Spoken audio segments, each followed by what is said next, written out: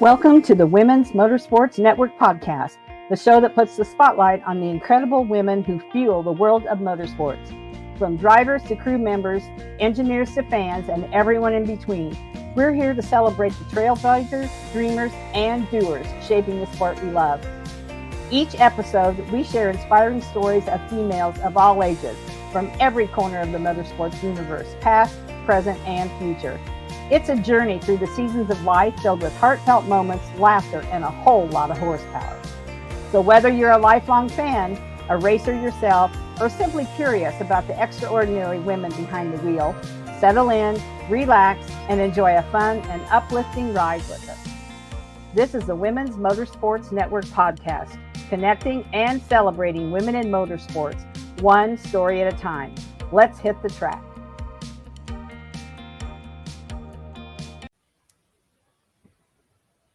Hello, everyone. This is Melinda Russell with the Women's Motorsports Network podcast.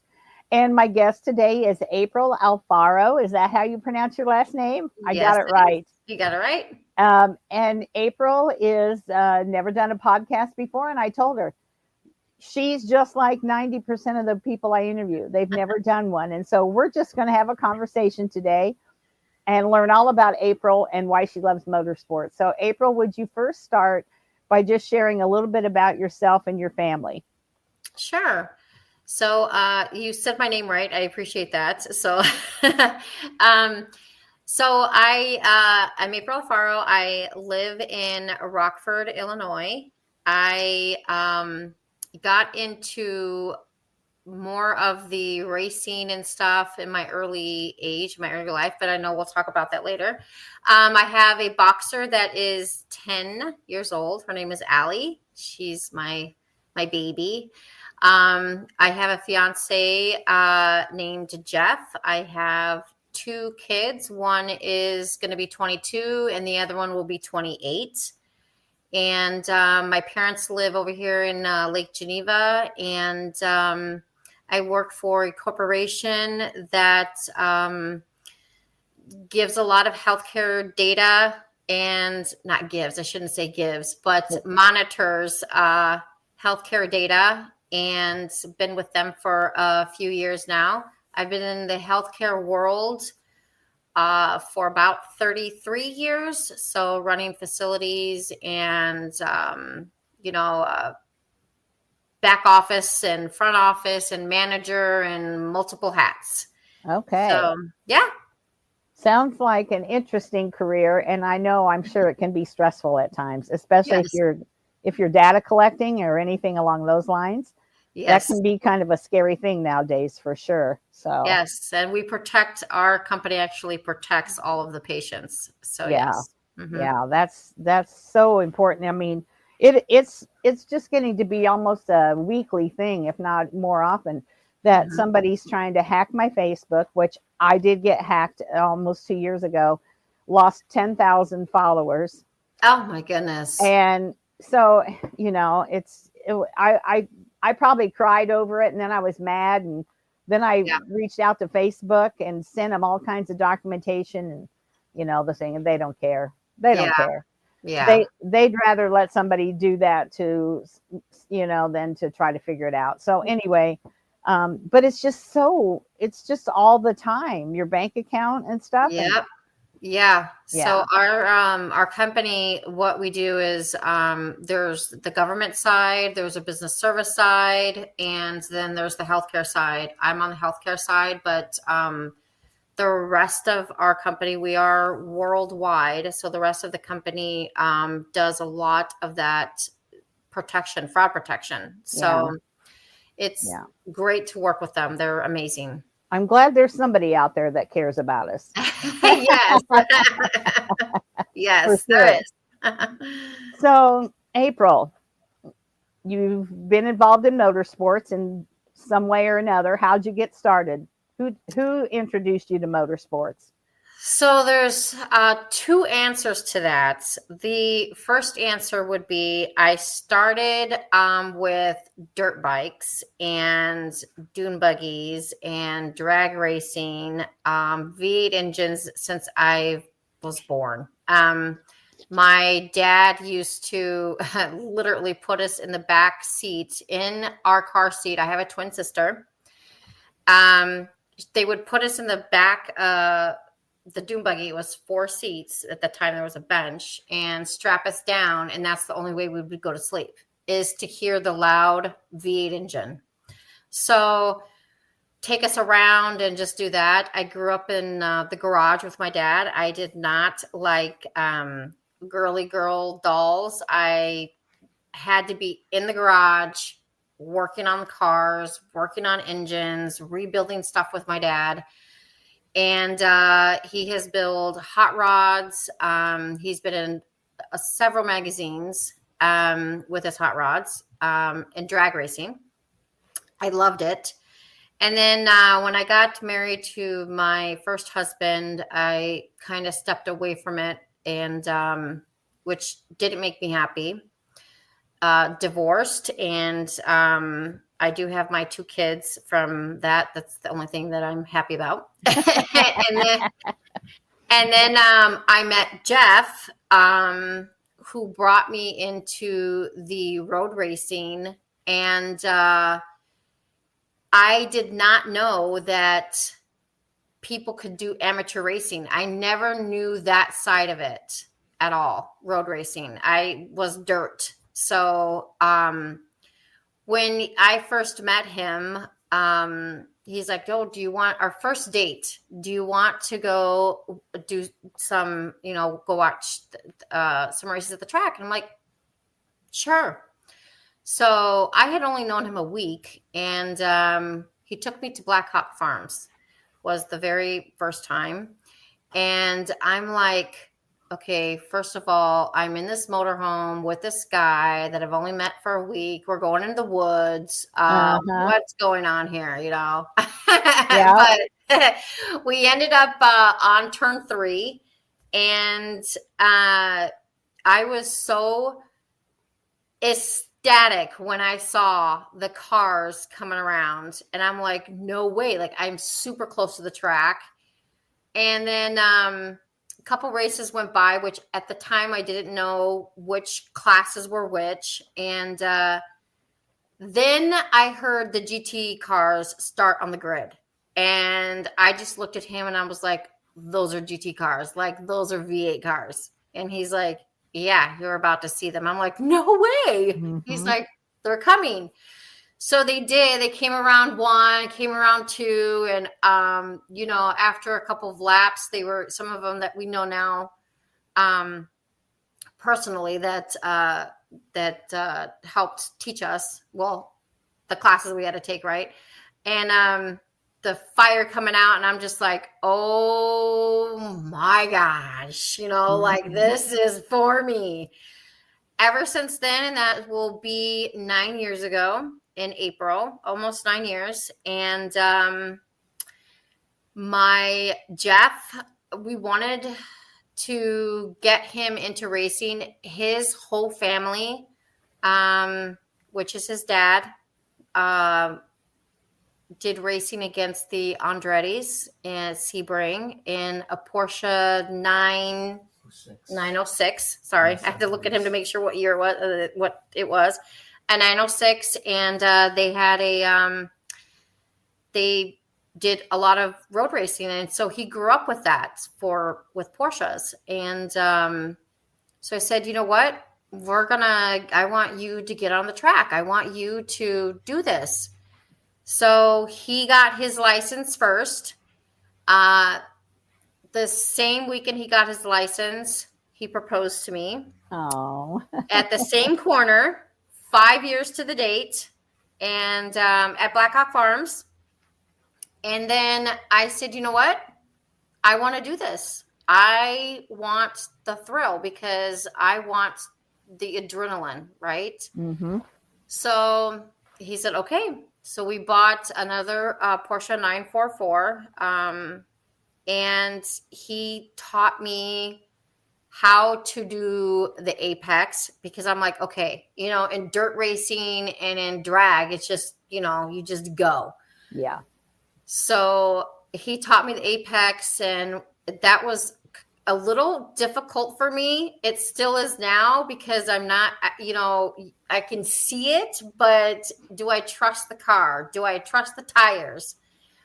And he taught me something that I will always appreciate, something that is so in my blood. And I love it. I love it so much that this year I'm going to go and we're trying to build our cars up more faster, because when we are on the track, we are with the GT cars. Yeah. We have we have 4-cylinder cars. These GT guys come up behind me and I'm just like sticking out my pink glove, like, you can go around. Yeah. Just Yeah. go around. Don't run me over. Yeah, don't run me over. But Yeah. it's the feeling that's the corner workers, the women at the track. Every track that we end up going to, it's the women on the track. It's just the connection you immediately have with them, and it's just very heartwarming. Yeah. What a great story. Yeah. You were trusting, and yet when he said, "Do you want to go watch a race?"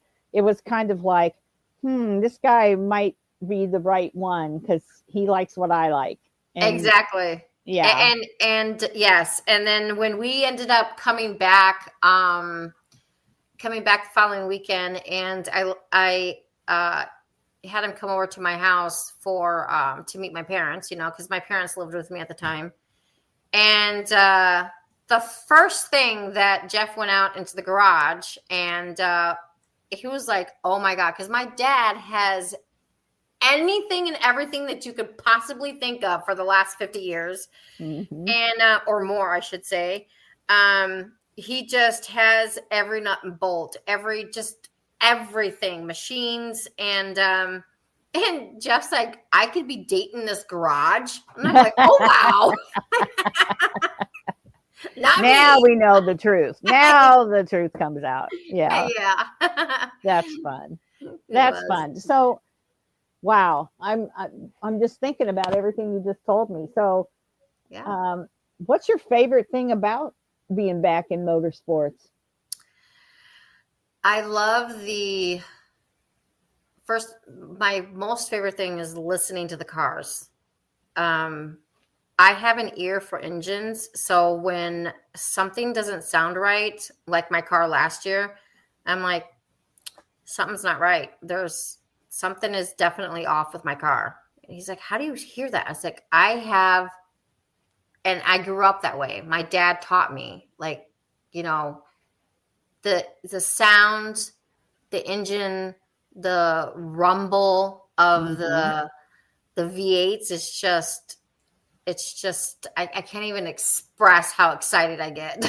So, and then I wanted the adrenaline when you're on the track, you don't think of nothing but the apex and the person in front of you, which is usually Jeff. And it's just, you just focus, and you just get to let go of everything else and just focus.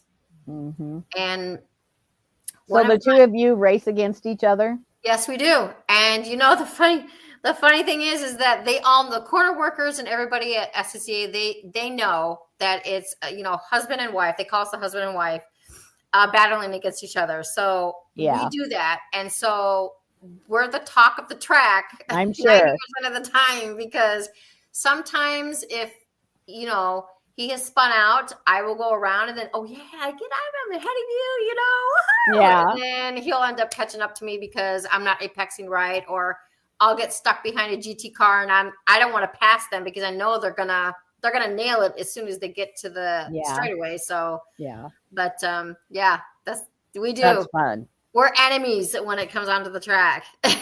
Well, that's typically the way it goes. And then when you get off the track, even with the women or whoever, then you're friends. That's just how it goes. Yes. What was your biggest challenge when you went back to racing? Being patient and learning to trust your car. Okay. And making sure that YouTube is my favorite, right? Because you can look at the inside of a car, right? They have the videos that they upload and learning the apexes. But the biggest challenge is you have to really trust your car, and you have to trust the person who's working on your car, which is Jeff. Jeff has rebuilt and taken out the engines and rebuilt our cars over and over. And you have to trust that. Yeah. If you don't trust that, then it's not for you, because that's what you have to do, right? Right. Yeah. Honestly, your motorsports team requires a lot of trust, and it could be just one person on your team, or it could be a whole group of them. And I was talking to a lady that runs drag top fuel, or I can't remember exactly what. I've done so many interviews, but she said, I always pack my own chute. And I said, oh, is that because you don't trust anybody else? And she said, no, because I love my team and they're very good.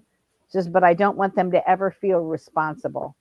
And so I thought that was an interesting comment that she made about that. Yeah. That is true. I have one of my best friends, her husband is in drag racing and top fuel, and he packs his own chute. Yeah. Yes. Yeah. So what are some things that you've learned, either personally or, about life or whatever, because you've been part of motorsports? Do you feel like there's things you learn through that sport that maybe you wouldn't learn if you were involved in other sports? Yeah. So, I was thinking, because I came back from a work conference for a week. And one of the things that one of our big CEOs who's overseas came over, and he said a quote, and this has been stuck in my head. You focus, pay attention to what you're paying attention to. And that really made me think, right? What am I paying attention to out on the track? What am I paying attention to in life? What am I paying attention to my goals? But why am I paying attention to that?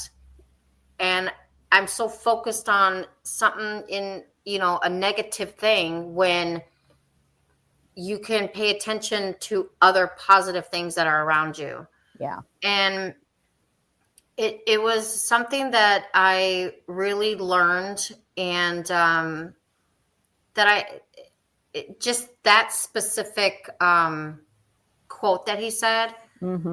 And Jeff has always, even before we get in the car, he will always say, I love you. And you just, no matter what happens, you can't stop going. You have to continue to go. Yeah. And it's true. We've seen husbands and wives, a husband that has wrecked on a car, wrecked and at Road America in the kink.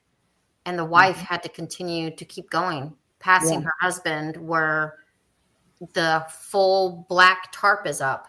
Now, he was okay, but, I tell Jeff, if we ever are in that position, that's something very hard. Yeah. But he says you have to focus on what you're focusing on. Yeah. Focus on the track. Don't focus what's outside of that. Yeah. Focus on what you're focusing on. Exactly. And it's really made me think and learn a lot. Jeff has taught me a lot in that aspect of things, and to think positive about things. So how do you think your mental and physical condition relate to your success on the track? Physically, I got the sleeve done. So I wanted to fit my butt in the seat, and I wanted to get in the track. So that was my main goal. And that's the reason why I had the sleeve done. I lost 130 pounds. Wow. And I wanted to race. That was my focus, my passion. Wow.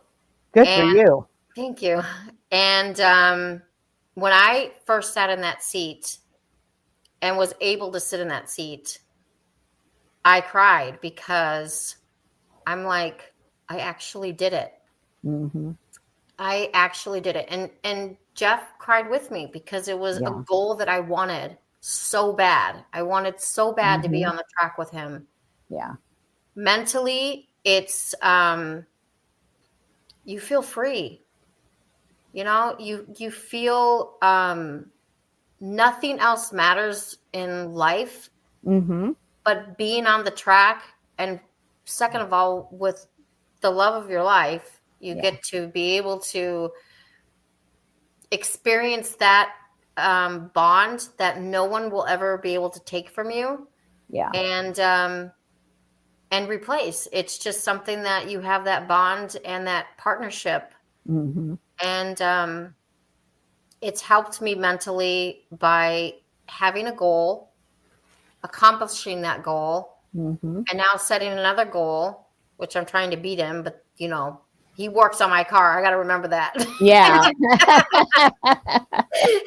so, Oh, and so, he's yeah, not that's he's it. not sabotaging your car, is No, he, he? he wouldn't sabotage me because I told him if I cannot finish a race because it's something that you did, trust me, you're grounded.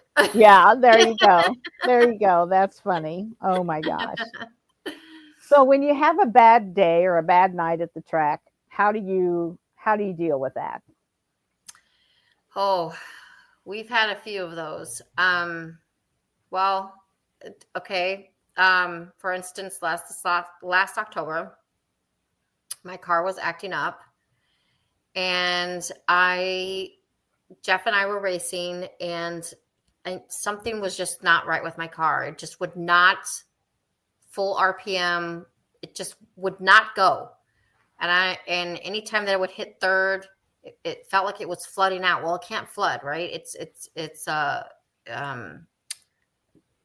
Um, doesn't have a oh God, I can't even think of the word I'm thinking of right now. Um, anyways, it can't flood. So I'm like, okay, so why isn't the car going? So I was really mad, and I just said, I told Jeff in the mic, I'm going in. I'm not doing it anymore. I'm going in. So he felt the frustration and the mad that I was like super pissed. Like, why can't my car just go? Mm-hmm. So then he wasn't going to race.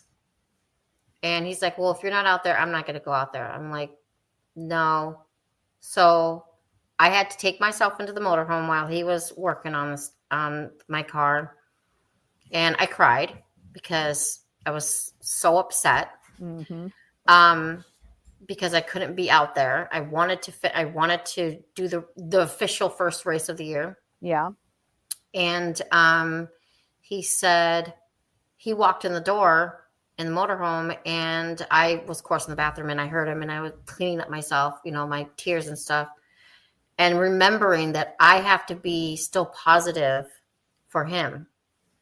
Mm-hmm. So I have to sacrifice and make sure that with my mental awareness and my mentality, I have to still be positive, right?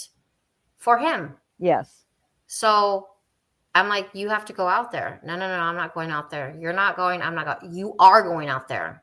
You Mm-hmm. need to finish. You need to finish. We'll fix my car this coming season. We'll fix it. So he knows that I will always be there to support and help him. Yeah. In a partner and loving relationship, and he would do the same for me because he says all we have to do is just change the number on the car and you go take my car. I'm like, nope, you're gonna take your car. Mm-hmm. I want you to continue to finish the race. We'll fix my car. Yeah. So well, and that's how it's got to be, because if it was the other way around, yeah, and exactly. So yeah, absolutely. Right. So, you're busy, you work, Mm-hmm. you race, he races, you run a home. How Mm-hmm. do you take care of yourself? How do you practice like self-care? So, that's a good question because Jeff yells at me all the time. I take care of everybody else and not myself. That's what women do. Yes, we So do. you're not alone. Yes. And he does nights for me. Like he'll book a spa, or he'll like I just went and I had to go get my nails done and make sure that my hair gets done. He's makes sure that I take time out for myself, but I also make sure I take time out for myself, Okay, because good. I can't, even if it's part of a group, or if I want to go and have lunch with my friends or something to get away, I do. And you have to have the balance. Mm-hmm.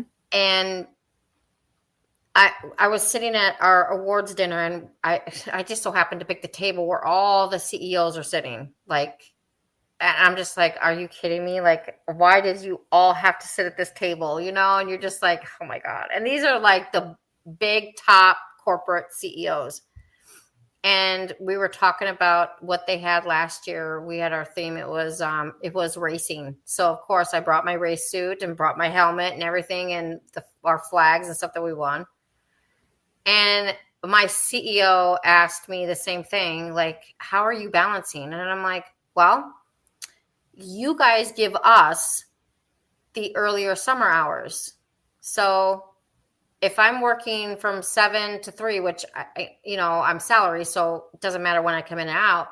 But if I'm working that, I'm done at 3. Like summer hours, I'm done at 3. That's time for me to go out in the garage, help Jeff. That's my downtime. Yeah. That's my time to do what I want to do. Pack the motor home, get the trailer ready, and that's my free time. I have to do that for myself. Right. To make me feel like I'm still contributing, but I'm still also making time out for myself from work. Yeah. Yeah. Yeah. That's important for just our all around good health and well being, is to make sure that you don't forget about yourself. Right. So, what does race day look like? Do you have certain food that you take with you, or that we always eat this on race day? We always I listen to this kind of music on race day. I always wear a certain pair of socks. What's race day look like? So race day is usually we're more in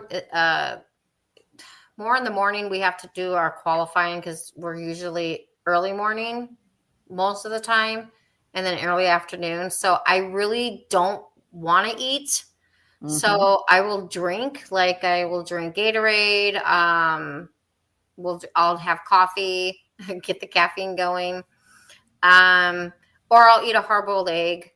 But I don't put a lot in my stomach on race day because my nerves are already. But there's and I can't think of the song that we like to listen to off the top of my head.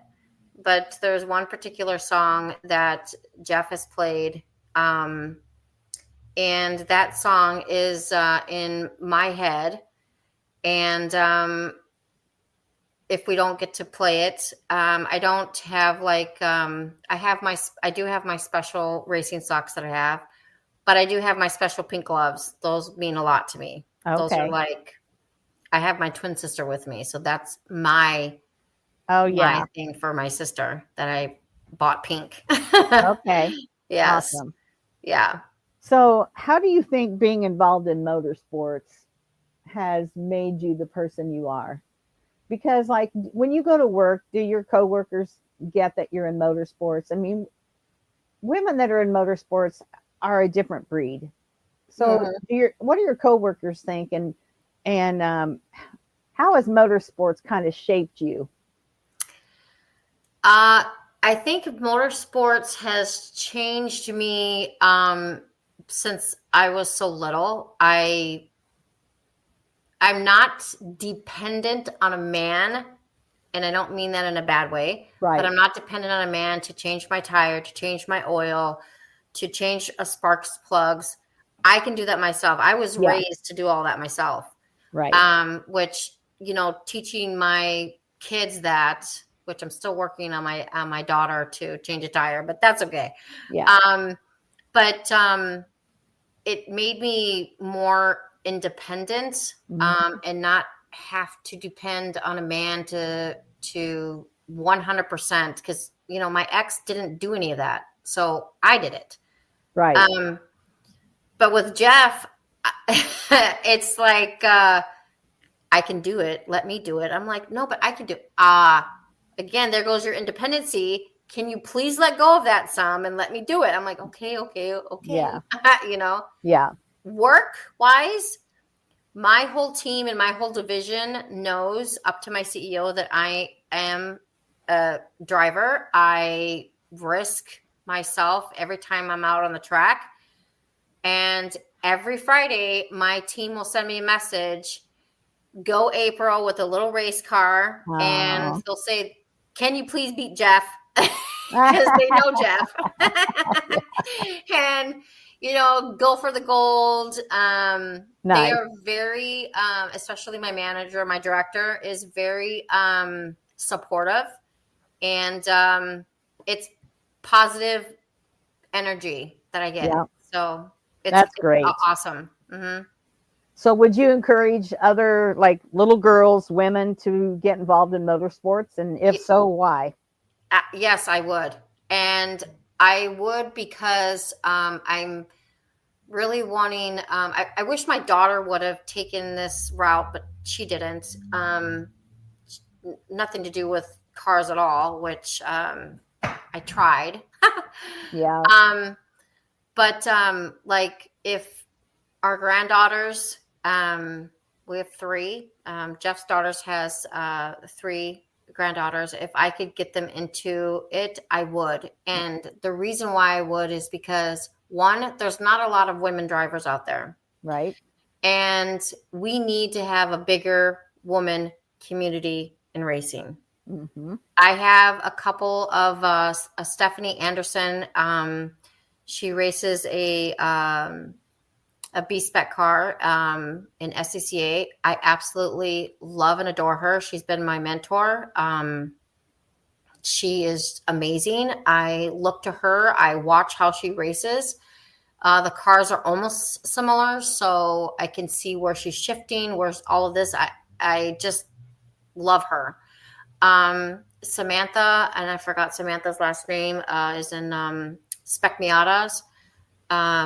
She is a woman driver that is in the top 10 of the Spec Miata class, and you're talking about, at the June sprints, maybe 80 cars. Wow. And she's a woman up there. Wow. And that is so inspiring. And it's something that makes me feel like, you know what?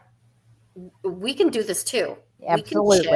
We can shift. We can put the metal to the pedal and we can go. Yes. It doesn't take a man to do that. Yes, That's right. Okay, you guys do well at it, but we can do the same. Exactly. Once you get in that car, you can do just what the guys do. Yep, exactly. Yeah. And sometimes better. Sometimes better. So what kind of advice have you gotten? Have you gotten like a piece of advice that really has resonated with you? I know you told me pay attention to what you're trying to pay attention to, but maybe something, that you would want to share or pass on to somebody, or is that the thing that you really relate to? Stephanie told me that never take advantage of the track, right? Oh. So, and I asked her, what did she mean by that? And she says, you have to read the track, right? And because we do road courses, so you have to read the track. Right. And don't let the track intimidate you, but don't take advantage of it either. Yeah. So, and then when it was the first time that I raced at Road America, because the kink that's there is like, it comes up on you quick. And she says, you just have to make sure that you understand and know the track. But, and I did. And she said, I followed her advice and I went through the kink. It's the first time that I did go through it. And I went through it on the first time about 80 miles an hour. But then after that, I was up about a little above 90. So it progressed because I felt comfortable with the track and I had trust of where I was going. Yep. So, yeah, you have to just really know the track, understand the track, but don't take advantage of the track. Right. Yeah. So do you have a favorite memory? It could be something on track, off track, and it could be something good or something not so good. Favorite memory? My favorite memory is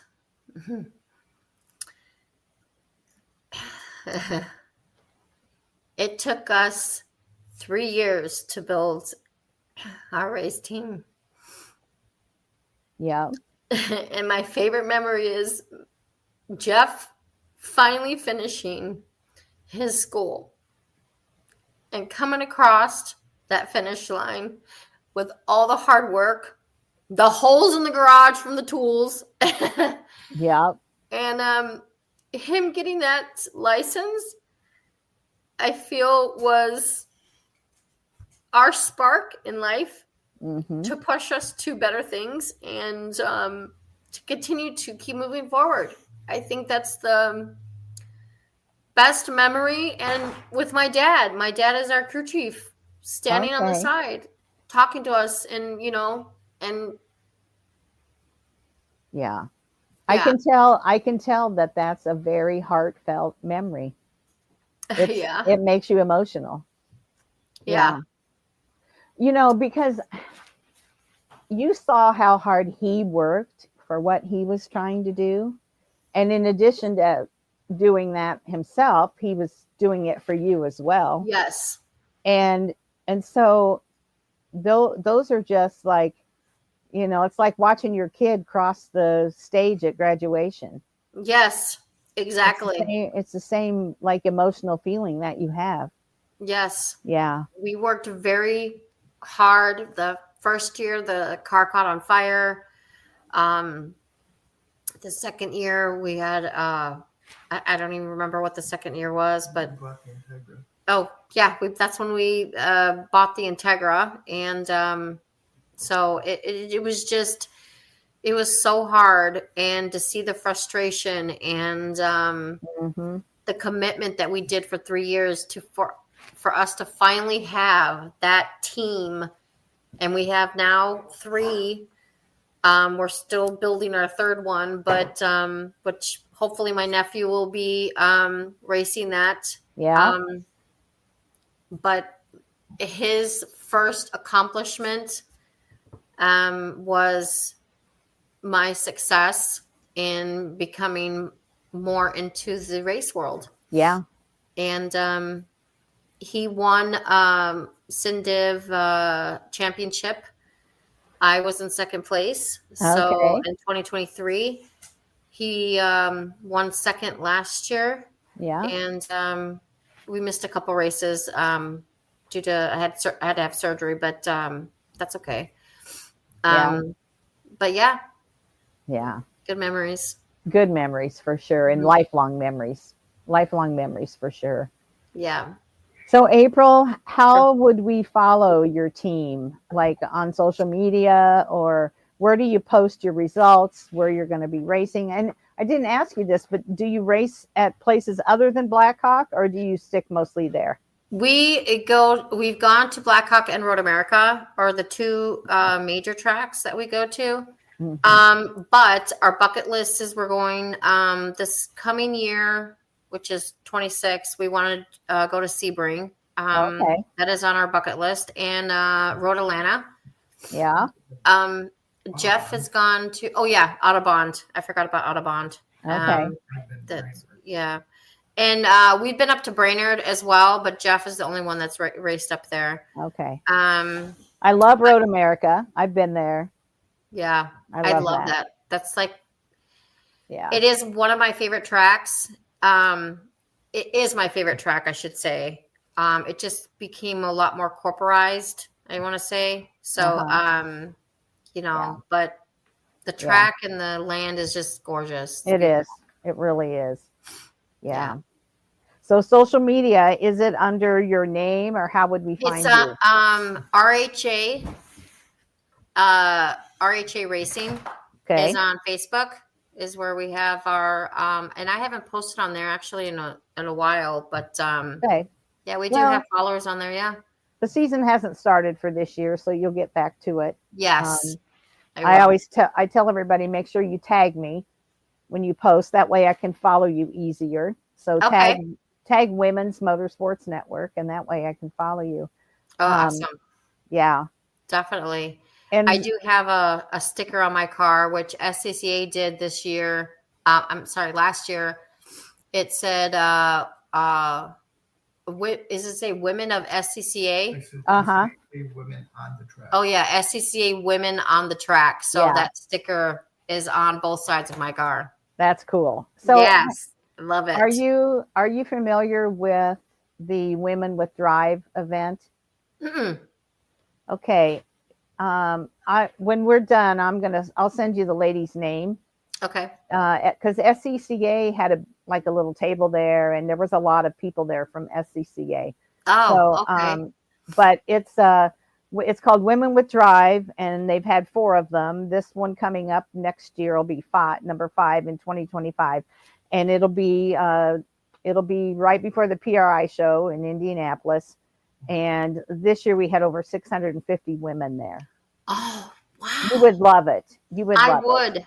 Yeah, I'll send you the information about it, and I'll send you the lady's name from SCCA, because gosh, I was thinking her name was April too. I don't know. I'll have to look it up, but okay. I'll send it to you after we're done. Yeah. Yeah, that would be amazing. I would love to go to that. Is there anything we haven't talked about that you want to make sure is included in your story? I don't think so. I'm grateful I have my license. I'm my racing license, and I look forward to this year getting back on the track. And I just it'll be here before you know fast it. enough. Yeah, I was gonna say it'll be here before you know it. Now we have snow on the ground. Do you have snow on the ground in Rockford? No. Okay. It's mush, rain. Yeah. Nasty. We had rain, and it rained most of the snow away, and then I looked out like a half hour later, and there was huge flakes, and it snowed for about an hour, and so we've got maybe an inch or a little more on the ground, and so now we have snow back on the ground, but it won't be long. Time goes fast, and you'll be starting to race. Yes. Yeah, for sure. So yeah, and I think next year is what that's why we want to go down to Sebring, because that's in January. Yeah. So if we go down there and my work event is still down there for next year, then I'll be super happy. So exactly. So, and I did want to show. Yeah. This was my first look, trophy.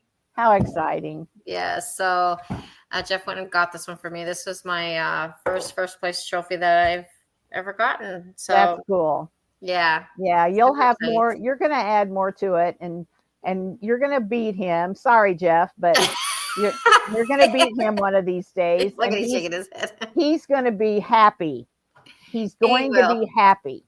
He will be. Yeah. We do have in our house, we have a room that was supposed to be like the formal living room. And we didn't put any furniture in there. It's all hardwood floors, and it's our race room. So we have nothing but race car stuff in there. Good. Porsche parking, all the trophies and the flags that we get that's the race room. That's where, race car drivers need a race room. Yeah. My office is my race room. Now, I never drove a car. My son was the driver.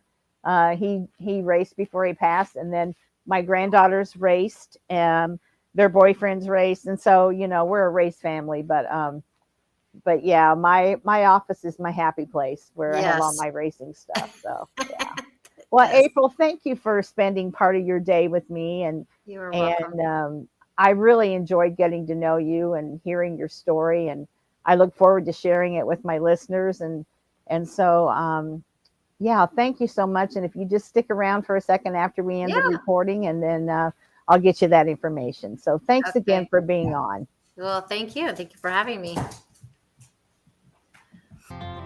That's it for this episode of the Women's Motorsports Network podcast. We hope you've been inspired by the stories I shared today and feel more connected to the amazing community of women in motorsports. Remember, whether you're behind the wheel, in the pits, or cheering from the stands, your story matters. And together, we're driving change and celebrating every milestone. If you enjoyed today's episode, be sure to subscribe, leave us a review, and share it with someone who loves motorsports as much as you do. And don't forget to follow us on Facebook and Instagram for updates, behind-the-scenes content, and more incredible stories. So until next time, stay inspired, stay connected, and keep racing through life. This is the Women's Motorsports Network podcast, where every woman's story is worth celebrating.